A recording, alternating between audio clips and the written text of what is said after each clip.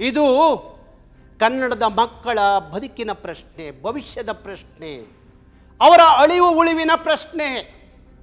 ಅದಕ್ಕಾಗಿ ಕನ್ನಡಿಗರು ನಿಮ್ಮ ಕನ್ನಡದ ಮಕ್ಕಳನ್ನ ರಕ್ಷಣೆ ಮಾಡ್ಕೋಬೇಕು ಅನ್ನೋದಾದರೆ, ನಿಮ್ಮ ಕನ್ನಡದ ಮಕ್ಕಳ ಬದುಕು ಹಸನಗೊಳ್ಬೇಕು ಅನ್ನೋದಾದರೆ, ಆ ಕನ್ನಡದ ಮಕ್ಕಳಿಗೆ ನ್ಯಾಯ ಸಿಗಬೇಕು ಅನ್ನೋದಾದರೆ, ಆ ಪ್ರತಿಭಟನೆಯಲ್ಲಿ ತಾವೆಲ್ಲ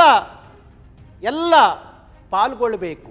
ಯಾಕೆ ಅಂದರೆ ಈ ನೆಲದ ಮಕ್ಕಳಿಗೆ ಭವಿಷ್ಯ ಇಲ್ಲ ಅನ್ನೋದಾದರೆ, ಈ ನೆಲದಲ್ಲಿ ಈ ಮಕ್ಕಳ ಬದುಕು ನಶಿಸಿ ಹೋಗುತ್ತೆ ಅನ್ನೋದಾದರೆ, ಈ ನೆಲದಲ್ಲಿ ಯಾರೋ ದುಷ್ಟ ಭ್ರಷ್ಟ ಕೊಲೆಗಡಕ ಅಧಿಕಾರಿಗಳಿಂದ ಅನ್ಯಾಯ ಆಗುತ್ತೆ ಅನ್ನೋದಾದರೆ, ಇದನ್ನು ಕನ್ನಡಿಗರು ಸಹಿಸಿಕೊಂಡ್ರೆ ಕನ್ನಡಿಗರ ಅಂತ್ಯ ಭಾರಿ ಹತ್ತಿರವಾಗುತ್ತೆ ಅನ್ನೋದನ್ನ ನೀವು ಅರ್ಥ ಮಾಡ್ಕೊಳ್ಳಿ.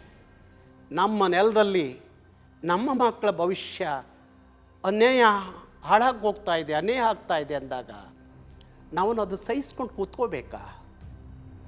ಯಾಕೆ ಸಹಿಸ್ಕೋಬೇಕು? ಯಾತಕ್ಕಾಗಿ ಸಹಿಸ್ಕೋಬೇಕು? ಹಾಗಾದರೆ ಕನ್ನಡದ ಮಕ್ಕಳಿಗೆ, ಕನ್ನಡಿಗರಿಗೆ, ಕನ್ನಡದ ನೆಲಕ್ಕೆ ಜಲಕ್ಕೆ, ಕನ್ನಡದ ಮಕ್ಕಳ ಭವಿಷ್ಯಕ್ಕೆ ಪೆಟ್ಟು ಬಿದ್ದಾಗ ಸಹಿಸ್ಕೊಳ್ಳೋದಾದರೆ, ಹಾಗಾದರೆ ಕರ್ನಾಟಕ, ಕನ್ನಡಿಗನ ಸ್ಥಿತಿಗತಿ ಮುಂದೆ ಏನು ಅನ್ನೋ ಪ್ರಶ್ನೆ ನಮ್ಮನ್ನು ಕಾಡಲ್ವಾ?